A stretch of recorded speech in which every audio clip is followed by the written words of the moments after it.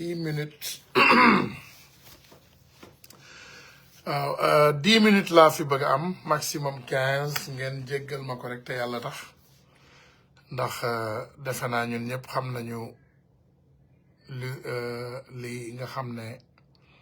moom moo xew fële tey ci suñu réew man nag bëgg rek di voilà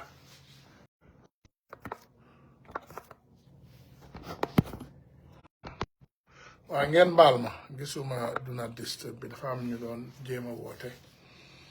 di dugg ci ligne bi pour yàq ko donc je pense que boo leen gisee defuma titre kenn ku ne mën nga ko moomelee sa bopp saa bu ñuy waxtaan dañuy bëgg a vraiment waxtaanee loo xam ne kenn ku nekk ci ñun di nga ci gis sa bopp waaw fan yii yëpp defe naa gis ngeen ñu ci ay xeex yu tàng ñu bañ kut koo kut pour ñu jël ku mel ni Azoura Fall teg ko loxo comme ni ma ko mën a waxee sax dama ne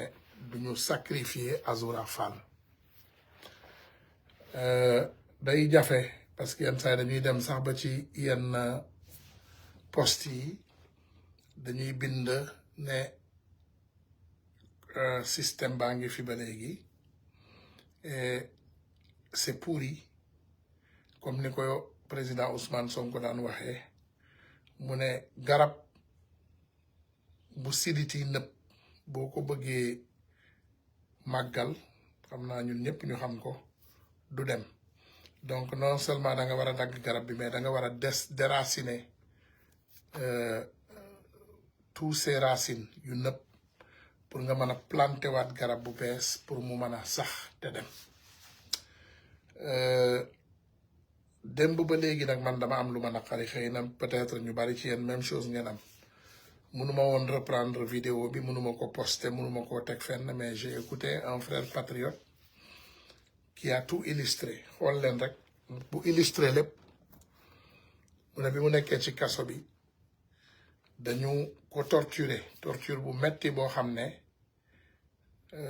defe naa dégg ngeen vidéo bi du ma yegg ci yenn détails yi pour par respect hein, parce que góor la and I'm not gonna test his manhood du ma ko tuutal mais frère boobu li mu wax ñun ñëpp dégg nañ et je pense que Kairé mi aussi Kairé 220 ah Kairé bi muy wax ba am ay kàddu yu mu yëkkati ba ne dafa am torture bu ñu ko doon torturer ci kaso bi pour mu pare ci torture bi daf leen wax li ñu bëgg a dégg duma bàyyi nag suñu frère Khalifa rappeur ginnaaw parce que Khalifa rappeur bi balaa papaam di génn àddina attaqué woon nañ ko fi bëgg koo sacrifier papaam dugal ci loxoom ñu génnee ko bu dem mais gëm naa ne buñ ci dugalaatul suñu loxo dinañu sacrifier doomu jàmbur boobu il faut savoir que le système est toujours là le système est toujours là loolu dinaa def sax tey lu ma neexul ci système bi système justice bi ci ñi ci gën a kawe jël leen ne am na ci ñu ci am ay appartement France imaginel nit ku war a gérer justice au Sénégal nga am salaire normal comme fonctionnaire nga am appartement bu 2 millions d'euros voire plus à Paris ñu ne ñun suñu justice ci sa loxo la nekk waxu mag la nag dafa soxla jàngat parce que kenn juddu fi fekk papaam ak ay milliards ci ñoom c'est des simples fonctionnaires wala naa ne sax c'est des simples nuñ leen di tuddee ñi jàng loi ñi nekk procureur wala juge wala yooyu ah ils sont simples mais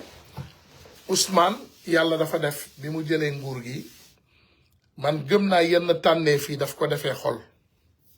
dafa xool ñu baax ñoo xam ne gëm na ne ci dossier am joué nañ ci rôle bu mag mu jël leen teg leen ci yenn position yi et cela n'est pas bon loolu baaxul voilà tànneefu sentiment la parce que Ousmane est quelqu'un extraordinaire dafa bari xam-xam nag Ousmane dafa bari xam-xam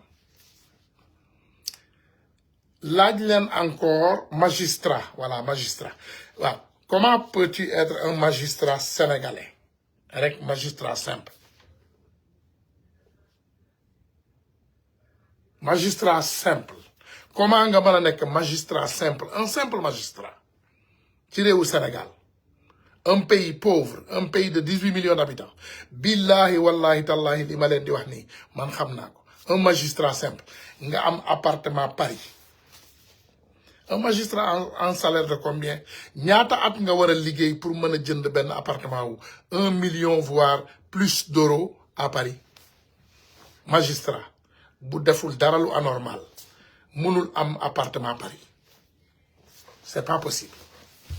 Mënu koo luxus, mënu koo jënd, mënu koo lijjanti, mënu koo def dara ku nekk ci lu jub. benn ñaar dama wax fii dinaa waxaat fii encore tey le colonel Cheikh Sarr de la gendarmerie kan moo ko génnee kaso ak lan moo ko génnee kaso? Un colonel de la gendarmerie corrompu qui a escroqué quelqu'un de 600 millions de francs CFA ñu jàpp ko tëj ko kaso ñu génnee ko mu dem.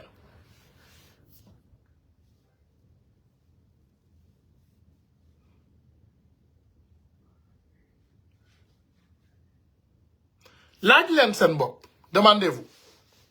Un colonel de la gendarmerie, un colonel de la gendarmerie qui a escroqué quelqu'un de 600 millions de francs CFA. Tous les preuves sont présentes. Ñu tëj ko kaso. Ñu xeex magistrat bi ko def mandat dépôt sax nekkul woon justice biñ koy génne. Il est libre. Le colonel Cheikh Sarr, je le cite par nom, il est libre. Pas mal d'autres personnalités. waxoon naa leen ko fi temps bi ñu jàppee Doro Gaye nee naa leen Doro Gaye procureur bi daf ko woo pour patam-patame cas bi lijjantil ko setal ko gaaw def benn genre négociation pour mu rëcc avant mbir yi di gën a xóot. waxoon naa leen ko fi l'affaire Doro Gaye. gis ngeen man xam ngeen man lan mooy sama différence? yàlla du juum yàlla lépp lu mu def rek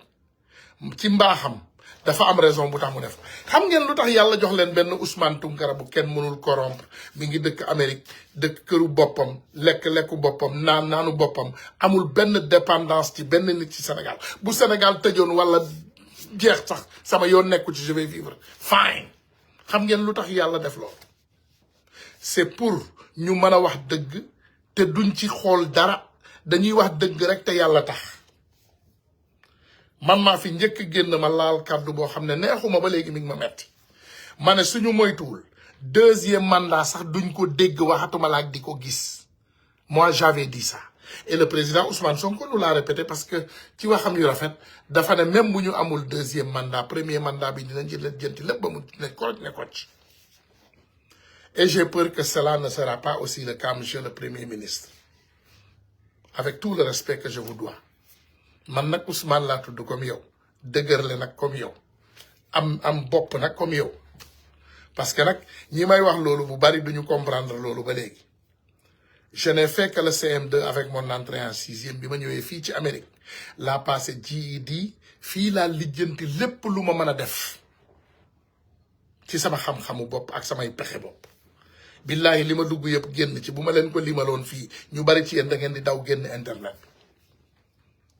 I lived ñëpp laa xam nag sama carnet d'adresse moo gën a riche bu gouvernement bu Sénégal. Je connais tout le monde. J'ai pas besoin le gouvernement du Sénégal man soxlawuma leen.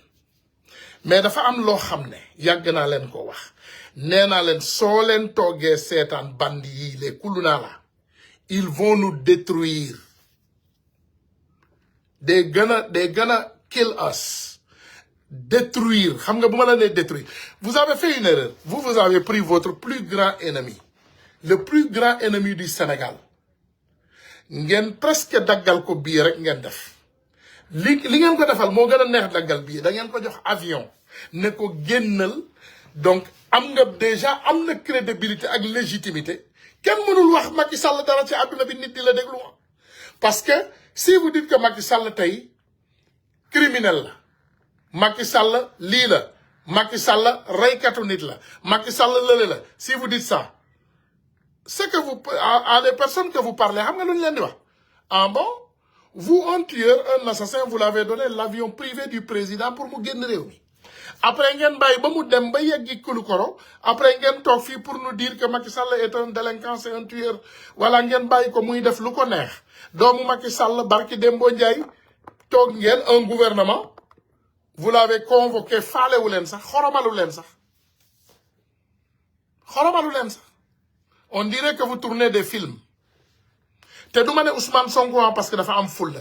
président Bassirou Diomaye Diakhar Faye yow lay waxal ak ñi la wër parce que le président Ousmane Sonko il est solide et je sais que am na lu ko metti nag parce que monsieur le président nous on a cru en toi man on a cru en toi et on te respecte beaucoup mais gëm naa ne tollu ngeen foo xam ne des décisions doivent être prises parce que bu fekkee ne yaakaar ngeen ne réew mi ngi dox doxul non réew doxal ko du liggéey rek du wala ñu ngi fay bor yi ñu ngi def lii lépp dina baax déedéet c'est pas comme ça monsieur le président baaxul parce que les jeunes ne sont pas en sécurité ces jeunes qui vous ont libérés ne sont pas en sécurité jeunes yi nga xam ne ñoom ñoo xeex ils ont donné la vie ils ont donné corps et âme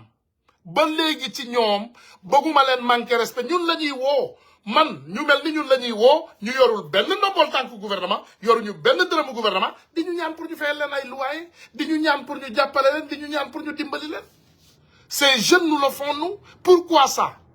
pourquoi nit war a mën a xeex ba libérer ab réew pour am jàmm ngay gën a torox loolu du mu waree nekk Ousmane Sonko dafa am lu ko metti j'en suis sûr et certain que fi mu nekk nii nekkul di nelaw nekkul di lekk ba suur parce que ki ko gën a jege maam Cheikh Ibra Fallam laa wax de dama koy waxaat répété ko maam Cheikh Ibra Fallam la ñu ne coppet yóbbu ça c'est notre porteur de drapeau du nit ku ne moo war a am accès ci Azoura Fall je ne dis pas que tout ce qu'il dit est excellent et magnifique yow nit ku la dagg say tànk nit ku yàq sa tànk yàq ay awra nit rey ay nit tëj ay nit torturer ay nit ñu ne yaa yoo Macky Sall mooy porter ay nit plainte ay nitu Macky Sall ñooy porter plainte léegi ci Sénégal ñuy jàpp ay nit di leen tëj ñu ne voilà lan la ñu def Macky Sall la ñu saaga jàpp nit tëj jàpp kii tëj jàpp kele indi jàpp kele yóbbu ces jeunes là APR ñu ngi leen di jouer pion politique dëgg vous laissez les délinquants et les koulouna dehors ils sont en train de vous manipuler et vous disperser samay wax nag man li tax mu dëgër te am doole dama ko testé ci président bi ëppoon doole ci Sénégal président bi nga yaakaar ne moom nee na moom moo ëppoon doole ci Sénégal président bi ëppoon doole de ne moom moo ëpp doole Macky Sall on l'a bastonné dans 5 minutes ñu génne ko réew mi soo leen jëloon seen temps tuuti ngeen laaj ko ngeen ne Macky Sall kan moo leen gën a jaaxal ci àddina mu ne leen yéen jaaxalu leen ma parce que quand il était temps de vous enfermer je vous ai mis tous en prison jeexoon na ces jeunes là en Amérique dof boobu nekk Amérique pas bu dof bi ak ñeneen ñi nekk Europe ñooñu ñoo ma tànkaloon mais yéen sonalu leen Macky Sall quand il était temps de vous mettre en prison il vous a tout mettre en prison ñi ci des mu takkal leen bracelet électronique ñépp noppi réew mi ne selaw kenn waxatul réew mi mu ne selaw ngeen yaakaar ne par hasard asamaan si moo ñuulaat Macky Sall moo gentilwaat ñëw rek wax ak yéen defar réew mi ne voilà nañu jaare élection non non non Macky Sall était perturbé partout dans le monde Macky Sall mënatul woon am jàmm ndax seen patriotes yi tous ces patriotes là du ma jox sama bopp crédit bi de patriotes yi laa wax nag partout dans le monde ils ont exécuté le plan comme il fallait et le président Ousmane Sonko merci beaucoup pour l'avoir reconnu parce que man à un moment donné je me disais que vous n'avez pas compris les enjeux de ce qui s'est passé quand vous étiez incarcéré. Mais yalla def ngeen génn et vous avez tout compris. Ngeen jël sen temps. Ousmane, c'est un voyant, il voit loin. Ñu ne Ousmane lañu. Nee naa la dañuy tëdd guddi yeewu gis lu sori. Live bi defuma ko du live fu xaste. Il faut ngeen xam lii man benn nit laa sànnil carte Sénégal Ousmane Sonko la. Si c'est à refaire moom laa koy sànnil wala duma ko sànni man sama carte duma ko sànni waat de Ousmane sama carte yow laa ko dencal de 2029 man benn nit laa gis bëgg a gis au pouvoir Sénégal te kooku Ousmane Sonko la tudd parce que am nga fulla bi am nga fayda bi am nga jom bi man bëgguma dégg leneen à partir d'aujourd'hui nag benn nit laa bëgg a dégg au pouvoir parce que xam naa ne am nga fulla bi am nga fayda bi am nga yar bi te karawaas bi yow doo ko négocier maa ko wax nag ku mu neex jëlal yóbbu fu la neex Sonko mooy Jomaay mooy Sonko sans discussion loolu awma ci benn problème mais man benn nit laay sànni la ti carte ci àdduna bi kooku Ousmane Sonko la tout le reste je vais boycotter et du ma ne sax je vais faire la campagne contre du ma ko wax je ne dirai pas cela peut-être du ma yegg foofu naka ngeen mën a toogee xool ay imbéciles yu mel nii ces vauriens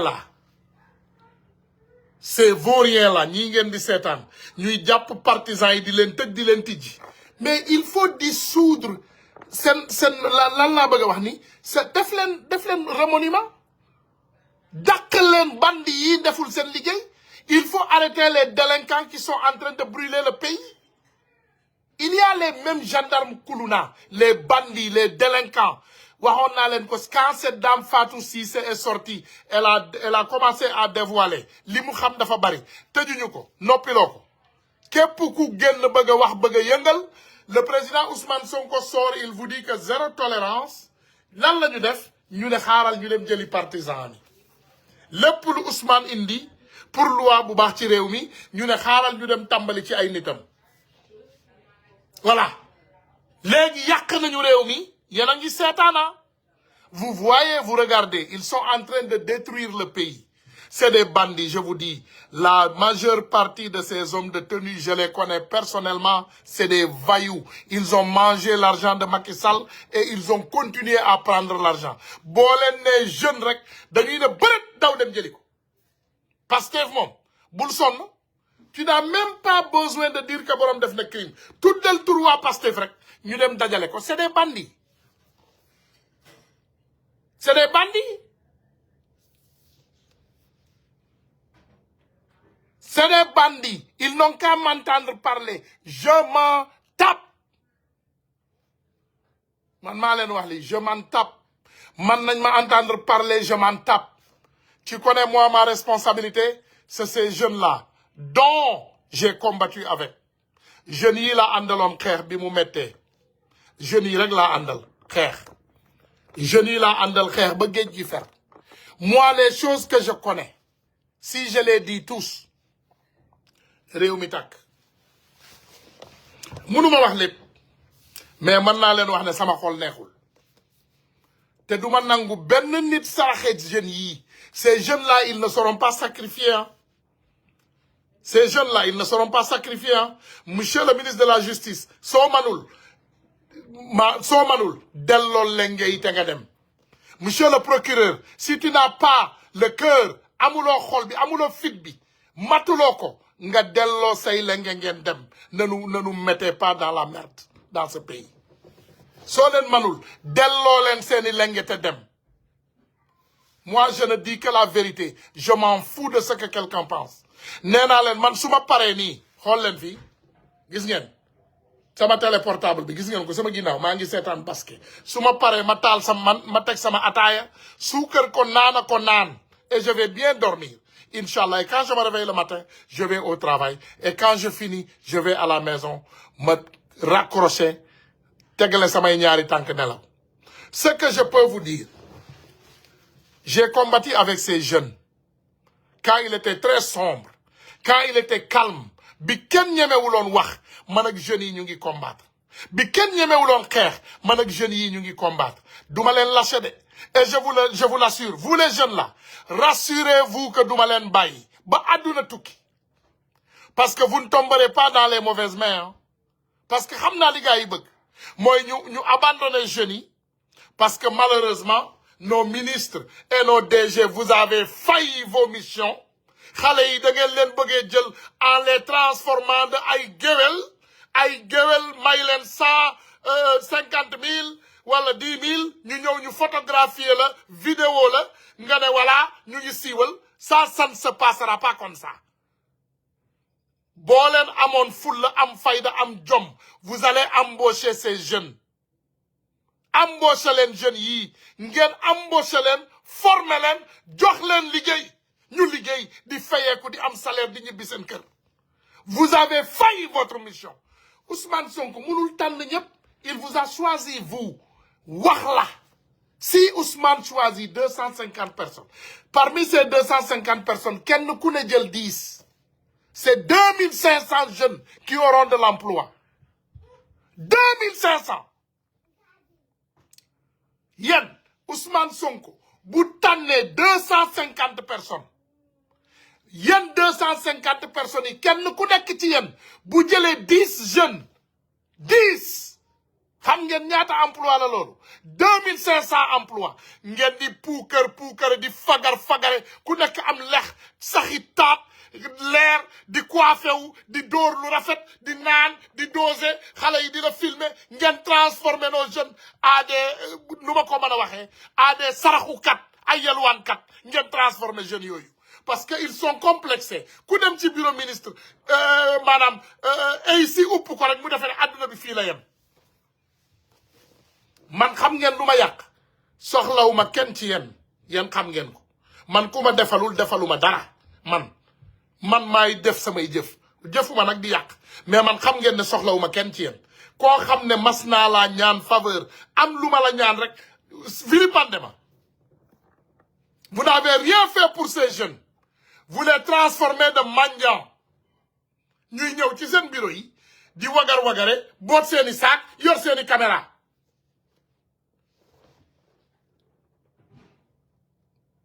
ma ne vraiment ça ne va pas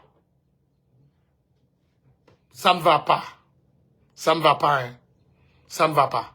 ce que je vois ne m'encourage pas li may gis neexuma li may gis metti na ma trop jeunes yi nii ngeen leen di bàyyee jeunes yi ils vont devenir des mendiants ils se sont battus pour libérer un pays pour devenir des mendiants nii ngeen leen di abandonné c'est pas un problème d'Ousmane Sonko bu fi kenn yeew ne Ousmane Tounkara dal na ci kaw Ousmane Sonko non Ousmane Sonko a fait ce qu'il fallait faire il vous a choisi ses proches il vous a choisi mën naa leen wax de mën naa leen wax de yéen am ngeen ay employés ndeysaan ba am ay employés yoo xam ne ay galu homme d'affaires yi gën a mag ci Sénégal sax ñu ngi liggéey ci seen biir bureau yi te yéen xamu leen ci dara nitu Macky Sall yi ñoom ñëpp ñu ngi ci seen biir bureau yi vous ne savez pas ci seen biir bureau yi ministre bu ma ci woo ci suuf ma wax la kan la ku ma ci woo assemblée nationale ma wax la kan la sa bureau seen bureau yi yéen a ngi ak ay secrétaire wala yenn nit yoo xam ne ñu ngi doxaanante ak ay milliardaires u Macky Sall lépp loo leen yendoo ñu jël ko dem fanaanoo ko foofu wax leen ko et il se prépare ngeen toog di bàyyi ñuy sacrifier ces jeunes là écoutez ce jeune là bii génn mu ne yàq nañu àddinaam mënatul am doom il ne peut plus avoir de bébé ay DAGE yoo xam ne ci seen ministère yi ils ont détourné des millions il y a toujours les DAGE de Macky Sall dans vos bureaux en train de gérer gendarmerie ay nitu Macky Sall la nga fa ba léegi wax naa leen ko nee naa leen keroog bi Ousmane Sonko di takkal benn nit bi insigne tuuti ma wëccu parmi les mauvaises personnes qui étaient en train de vous sacrifier ñoom ñëpp tey ngeen dooleel leen tuutal suñu xale yi di leen jaay doole Ousmane fi mu nekk li may wax neexuma man ce que je dis comme ça ne me plaît pas moi mais papa sax ci sama kër sax man nii lay doxale su ma waree am réunion damay woo ñépp ci biir kër gi ma taaj leen ma wax leen sama fukki dëgg ak ñaar ndegem sama kër laa ko def su waxatuma la ak Sénégal ana ban njariñ ngeen amal kenn lu dul xuutare sol seeni xaftaan ak guuxi lex kenn ku ne jël na ci 10 kilos bi mu ñëwee léegi vous avez pris poids hein kenn ku ne jël na 10 kilos bi mu ñëwee léegi dem leen taxaw leen ci kaw balance seen xel dal na mais où sont les jeunes ils souffrent toujours Azoura bu jëlul téléphone am bi daw wax dara ku waxul scandale sax kenn dootu la faale il faut nga def toj pour nit ñi sax faale la ne la waaw bàyyil bul def toj tegal ci suuf waaw grand tegal ci suuf lépp baax na voilà on va régler arrêtez avec ça travaillons pour ce peuple bu ma génnaatee nag dinaa toj dëkk bi man wax naa leen nee naa leen man mën naa yëngal Sénégal à tout moment mën naa yëngal Sénégal bu ma génnaatee dinaa yëngal dëkk bi bu ma génnaatee je vais secouer la République su ma leen ko waxee rek gëm leen à partir de maintenant désormais man benn carte la am te Ousmane Sonko laa koy sànnil Bassirou Diomaye Diakhar Faye laa ko sànnil 2024 parce que Ousmane Sonko n'était pas candidat mais en 2029 incha allahu rabbi on le fera candidat et moi je vais voter pour lui man moom laay voter parce que lii ma gis nii ça ne va pas ça fait mal xale yëpp a ngi dema xale yëpp a ngi gàddaay récupération politique bi ngeen gis tey est-ce que mas ngeen ko gis xool leen tey ay opposants yu jóge fële ay nit yoo xam ne tekki wuñu dara ci Sénégal teg seen ay koppati seen diggu bopp yi daagare ba justice ne ñoom dañu ñëw soutenir Azoura Fall ngeen defee ne ñooñu Azoura Fall lañu ñëw supporté déedéet récupération politique la ñuy def c'est de la récupération politique xam nañu ne xale yi mer nañu xam nañu ne xol yëpp yéeg nañu fi mu ne léegi ñuy récupérer xam nga man ñaata nit ñoo may woo par jour ah jàppale ma grand man de fii laay laaj man de réew mi laa bëgg man de boo ma jàppalee du mel ni ñële danga may wax rek ñaata nga soxla je mets l'argent sur la table on travaille ensemble lii lañ may wax man chaque jour on me fait des offres chaque jour ñu defal ma offre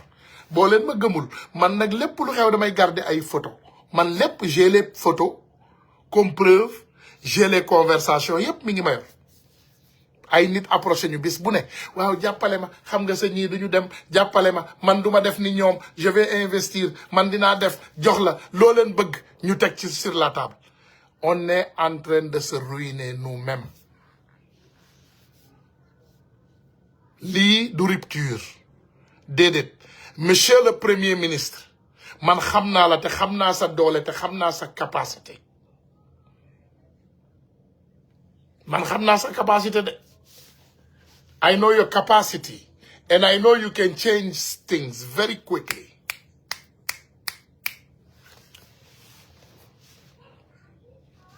Man xam naa loolu man xam naa ne loo bëgg a changer 10 minutes nga changer ko il faut le changer defal remaniement ñi nga war a dàq bari nañu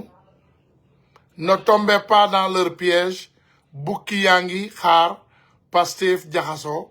ah sëñ bi bukki jarul ñuy xaar man waxuma la mbiru Pastef moi je te parle seulement des patriotes moi xam nga man bu ma nit ñi bàyyee xel je ne parlerai pas au nom de Pastef parce que je ne suis pas un membre de Pastef et awma benn autorité bu ma war a wax ci turu Pastef benn autorisation mais je parlerai au nom du Sénégal parce que j'ai combattu et j'ai sacrifié ma vie pour libérer mon peuple Sénégal moom ku bëggul ma wax ci toxul Guinée-Bissau wala nga toxu Mali wala nga toxu Burkina Faso wala nga toxu fu la neex je parlerai du Sénégal ndax xam nga lan la bi Sénégal soxlaa dama xar sama tànku tubéy nanguwuma kenn ëppale ma ci nanguwuma kenn jiituma ci xeex bi j'ai mis ma vie en danger et la vie de ma famille en danger man yemuma ci ay wax comme niñ koy waxee génn naa duma nañ ma gaañ nañ ma xas nañ ma saaga nañ ma ndey chaque jour ñu saaga ma ndey yàq nañu samay investissement saboté nañu yàq nañu sama der puub nañu sama kaw bopp puub nañu sama buntu kër lépp def nañ ko ils ont même essayé d'assassiner mes propres enfants donc man dinaa wax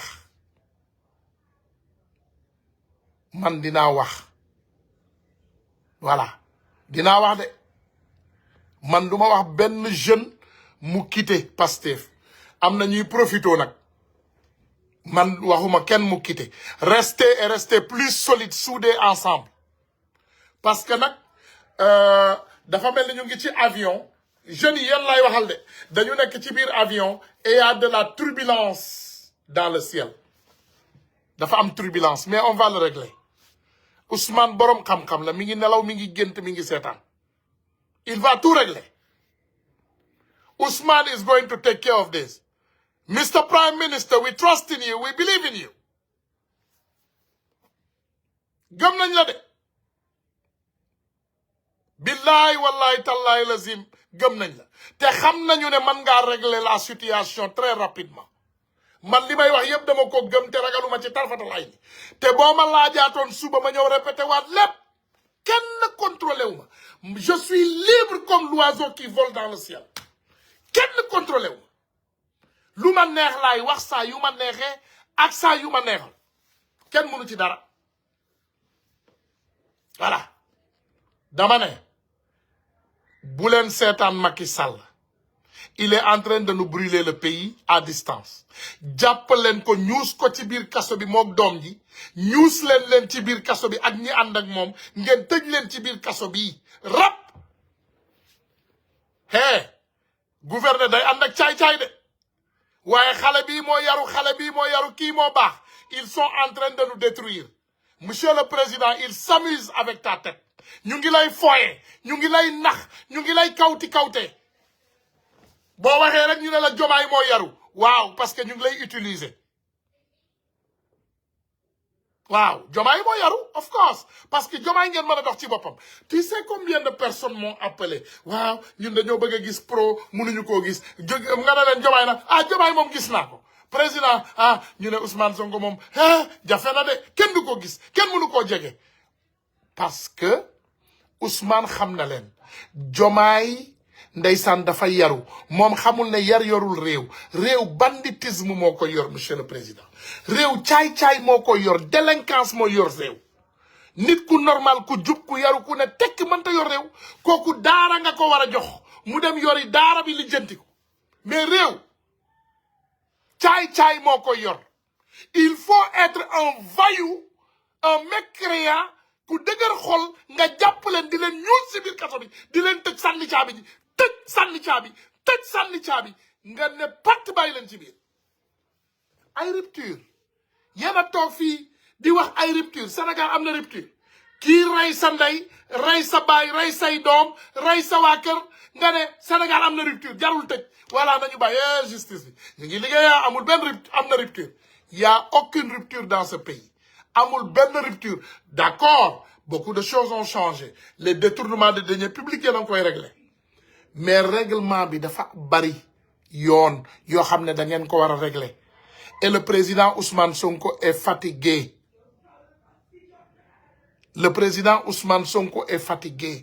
ngeen jàpp xale yi di leen tëj di leen jaay doole Ousmane Sonko nee na leen saa bu toogee li ko gën a naqari ci àddinaam mooy li ñu def doomu jàmbur yi te man xam naa ko je le connais personnellement man xam naa ne Ousmane dara neexu ko ci li ngeen nekk di def nii dara neexu ko ci il souffre mais mënul wax ci lépp le président Ousmane Sonko ne peut pas parler de tout il ne peut pas parler dans tout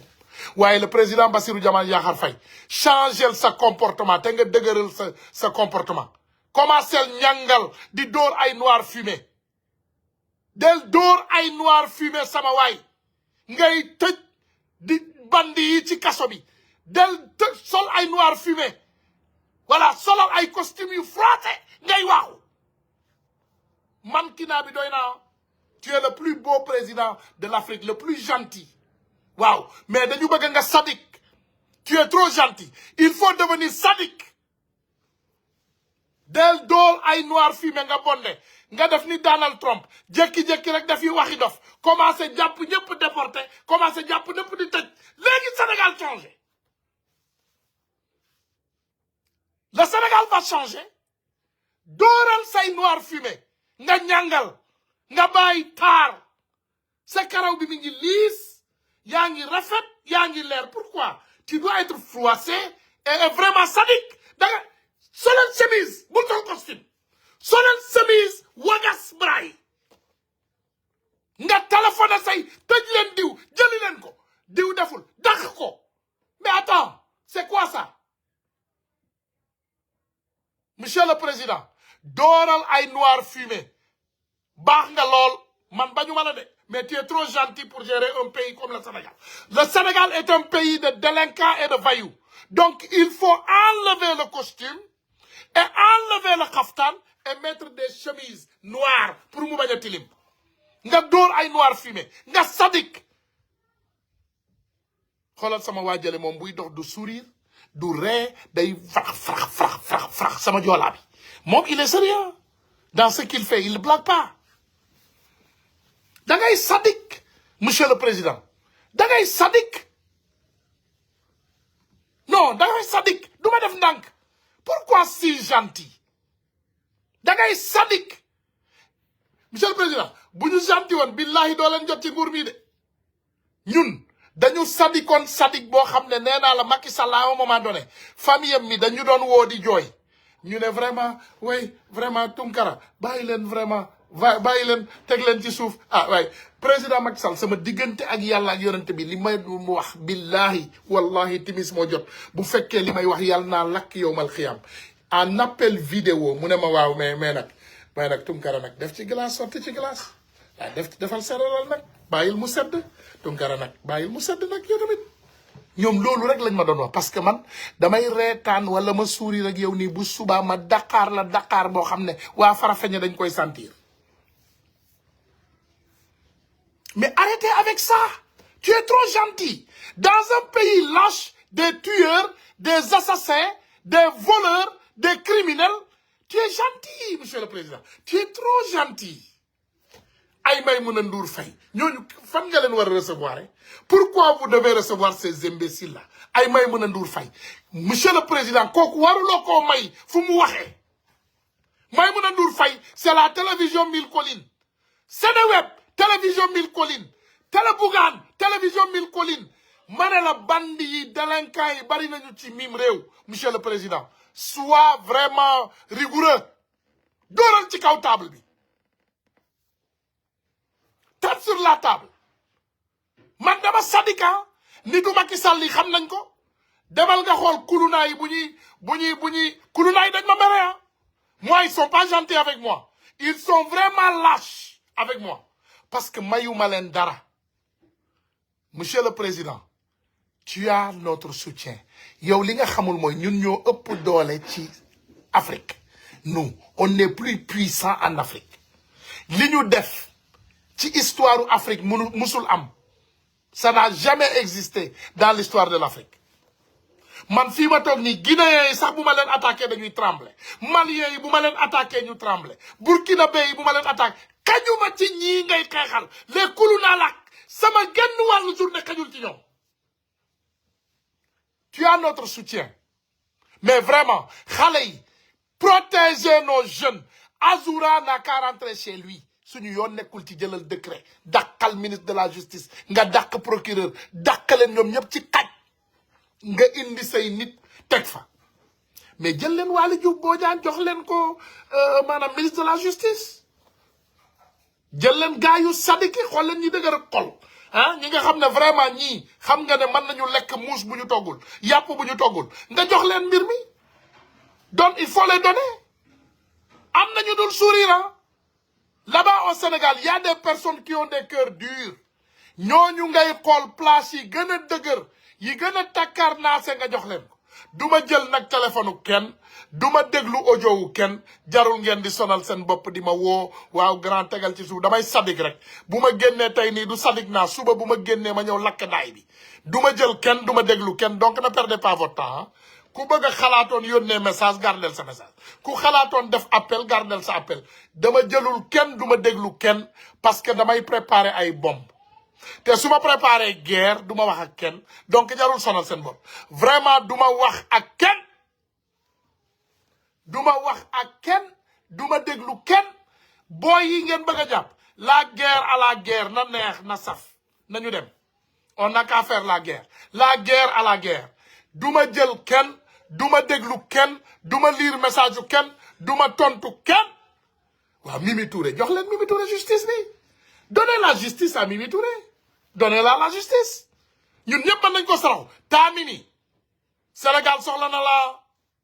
nañ la dénk justice bi dénkuñu la ko nag pour nga jub-jubal jubbanti dañ la dénk pour nga jàppal ñu bandi yëpp mettre en prison après nga delloo ñu ko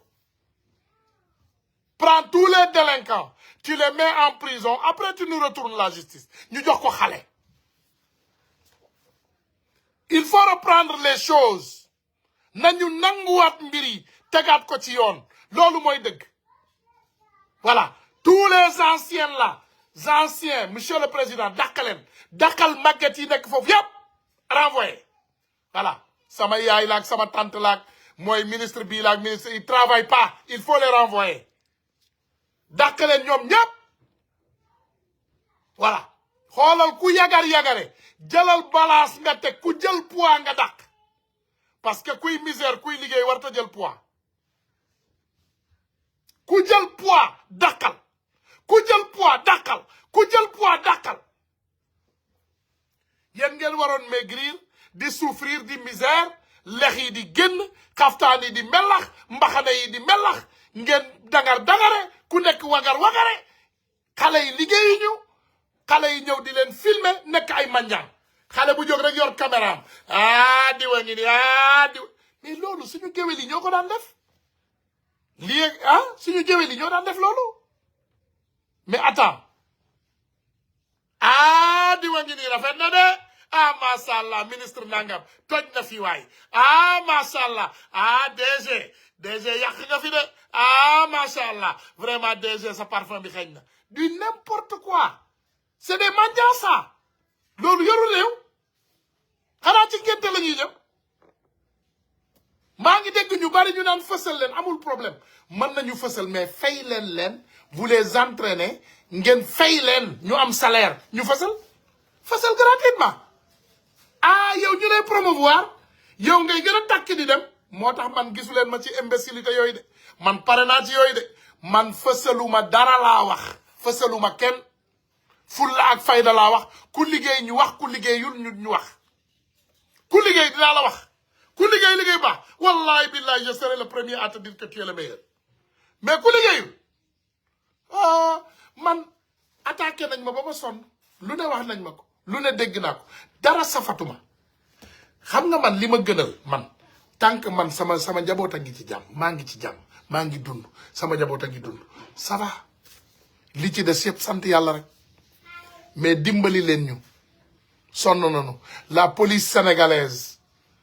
délinquants yi bari nañ fa mais monsieur du ñoom nee nañu dañuy jubal procureur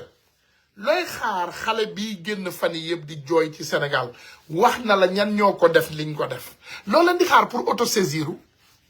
jàpp ñooñu defkatu ñaawteef yi nga xam ne ñoom ñoo jàppoon suñu xale yi di leen torturer xale yi xam leen di tudd seen tur les grands voleurs délinquants de la République loo leen di xaar vous attendez quoi le nettoyage est à 2%. 98% moo la dese monsieur le président tu as presque fait 2 ans tu as fait 2% de nettoyage donc les 98% là ça va prendre 25 ans pour le faire duñ ko nangu de 2% mu nettoyage moo am 2% du nettoyage sax gendarme wala police 2% moo am 2% nettoyage dans 2 ans mais kañ la ñuy pare justice bi jël leen ko ngeen tax ko ci ay loxo yu baax procureur bi ngeen delloo ko foofu ci Thièsam boobu ak jàmm ak salaam ndax Macky Sall moo ko fa tegaloon pour mu jàppal ko Cheikh Béthio man biñ ko tànnee dama dem xooli parcours am ma ne indi nañu sàngoor de kii nitu Macky Sall la woon kam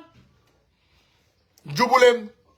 jubalu leen jubbantiwu leen dara justice bi laa wax nag waxuma sama waaju baax ji sama joolaa beeg sama président waxuma loolu président moom dafa gentil trop loolooy problème am joolaa bi moom it vraiment day bëgg a def waaye day bañ gars yi ne wala bàyyiwul président mu def liggéeyam donc monsieur le président defal liggéey bi waay et protéger ces jeunes gis nga jeunes yii suba dinaa ñëwaat de jeunes yi di ngeen leen bàyyi tranquille de vous allez libérer ces jeunes là et les laisser tranquilles vous avez fait assez de mal torturer ngeen leen assez toroxal ngeen leen assez rey ngeen jeunes yi bàyyi leen may leen jàmm soo leen mënul jox liggéey foutez-leur la paix may leen jàmm ils sont tous traumatisés jeunes yi yëpp dañu war a gis ay psychologue tous ces jeunes là sont devenus vraiment avec des problèmes des séquelles duma jël kenn waxaat naa ko pour mu leer duma déglu message yu kenn waxaat naa ko pour mu leer te awma benn compte à rendre à qui que ce soit te suba dinaa ñëwaat te bu ma ñëwee lu gën a garaaw tey lay def waa asalaamaaleykum wa rahmatullah wa barakatu